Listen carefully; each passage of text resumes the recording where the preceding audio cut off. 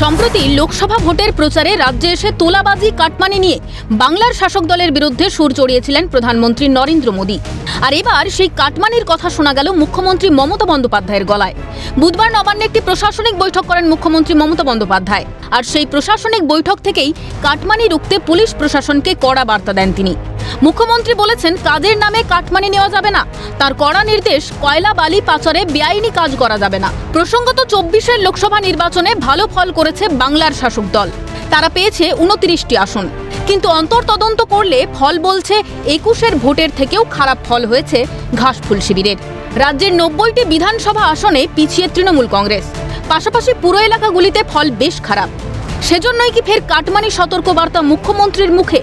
প্রশ্ন ওয়াকিবহাল মহলের। গোটা বিষয়টি নিয়ে বঙ্গে শুরু হয়েছে রাজনৈতিক তরজা। প্রশাসনিক বৈঠকে মুখ্যমন্ত্রী যা বলেছেন তা নিয়ে বাইরে আলোচনার কোনো অবকাশ নেই, মত তৃণমূল নেতা কুণাল ঘোষের। প্রশাসনকে পরিচালনার একটা অংশ, তো সেখানে মাননীয় মুখ্যমন্ত্রী তার কাছে যা যা খবর থাকবে, তার কাছে যা যা রিপোর্ট থাকবে, তার কাছে যা যা বিশ্লেষণ থাকবে, তার উপর দাঁড়িয়ে তিনি পরিচালনা করবেন, নির্দেশ দেবেন। এ তো খুব স্বাভাবিক ব্যাপার।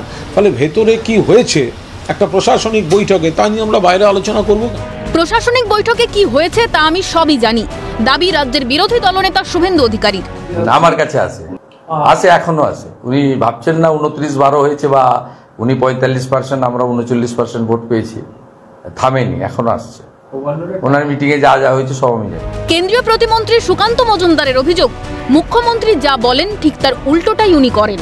মুখ্যমন্ত্রী তো যেটা বলেন তার উল্টোটা করেন আর কি।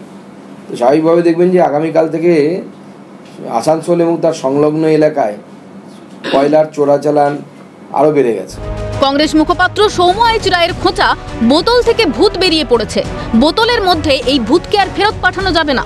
কারণ বোতল থেকে ভূত বেরিয়ে পড়েছে, বোতলের মধ্যে আর এই ভূতকে ফেরত পাঠানো যাবে না। তার কারণ এই রাজ্যে আপনারা জানেন, বারবার তৃণমূলের বহু নেতা স্বগতোক্তি করেছেন, বলেছেন যে তৃণমূলের টিকিট নিতে গেলে টাকা দিতে হয়। গ্রাম বাংলার পঞ্চায়েত নির্বাচনে একটা বেনিফিশিয়ারি তৈরি করা হয়েছে, এই জন্য এত খুন, সন্ত্রাস, আক্রমণ। তাই এই বোতল থেকে ভূত বেরিয়ে পড়েছে, এই বোতলে আর ভূতকে ঢোকানো যাবে না, মাননীয় যতই করুন আত্মনাদ। ক্যালকাটা নিউজ।